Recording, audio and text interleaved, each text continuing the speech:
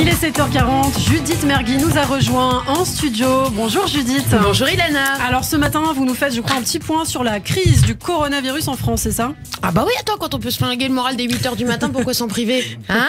Alors hier, la presse titrait « La France aux portes de l'alerte maximale ». Comment ça aux portes?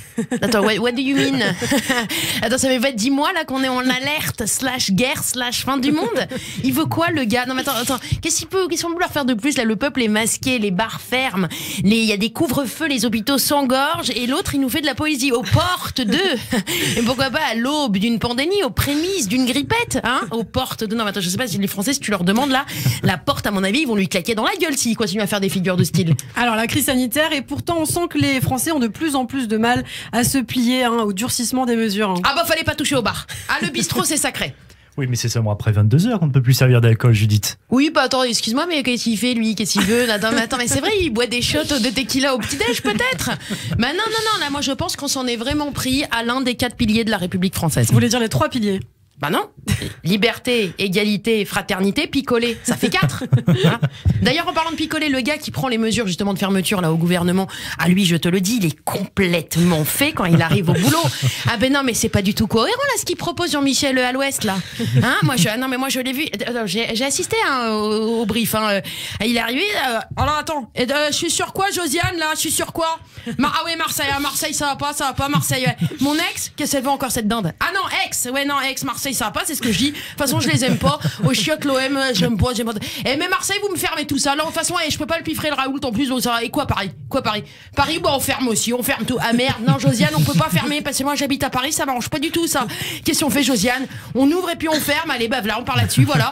Eh ben, quelle heure on ferme? Alors, attendez, je demande à ma femme, ça. Nini, jusqu'à quelle heure on a la babysit? 22? Eh ben, voilà, 22. Bah, vous avez noté, Josiane, quoi? Mais ça, c'est pas cohérent. Qu'est-ce qui est pas cohérent, ma petite Josiane, hein? Les bars, ils ferment, les restos, ils ouvrent. Bah oui, c'est ce que j'ai dit. 2 secondes, Nini, je lui explique. Ah non, oui, bah si le bar, il a une licence de resto, il peut ouvrir. Le bar qui n'a pas la licence de resto, lui, il pourra servir à manger et puis à boire. Et puis à 22h, il peut servir à manger sans servir à boire. À l'inverse, le resto qui n'a pas la licence de bar, eh ben, il peut rester ouvert, mais il sert à manger, sauf qu'à 22h, il arrête les desserts flambés avec du rhum, de l'alcool, tout ça, on peut plus. Voilà, sauf pour, à la limite, le gel hydroalcoolique.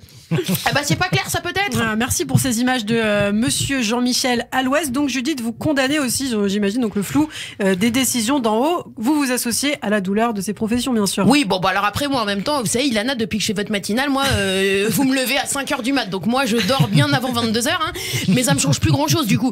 Mais c'est vrai que c'est pas parce qu'on dit des conneries à l'antenne qu'on peut pas en profiter pour envoyer un grand message de soutien, bien justement, à tous ces secteurs qui basculent dans une crise terrible. Et je suis comédienne, donc je sais de quoi je parle. Ouais, vous avez raison, vous comprenez donc la colère de ces professions, mais d'un autre côté, on demande aussi aux Français de rester solidaires et de rester à l'écoute des consignes sanitaires. Ah bah là, de toute façon, parce que moi, ça m'arrangerait qu'ils le fassent. J'ai pas du tout la force pour une insurrection, une guerre civile. Non, écoutez, je vous le dis, non, je suis fatiguée, j'ai pas le moral, et puis en plus, je viens de me faire les ongles, alors ça m'arrange pas du tout la guerre civile. D'ailleurs, Nicolas Bedos était la semaine dernière au cœur d'une polémique au sujet de son tweet qui incitait les Français à se libérer du masque. Oui, enfin, Ilana, en même temps, la semaine dernière, entre Sarkozy et son analogie blessante et indigne, Bedos et son appel au non-respect des consignes sanitaires, et Hulot, les Nicolas, ils ont dit pas mal de conneries la semaine dernière. Nicolas Hulot, mais qu'est-ce qu'il a dit, Nicolas Hulot? Eh bah rien, justement, il est jamais là quand on a besoin de lui. Alors comme j'ai pas de chute, je vais y aller, puis je vais appeler Nicolas, il m'en trouvera une. Merci Judith, qu'on retrouve dès demain sur Radio J.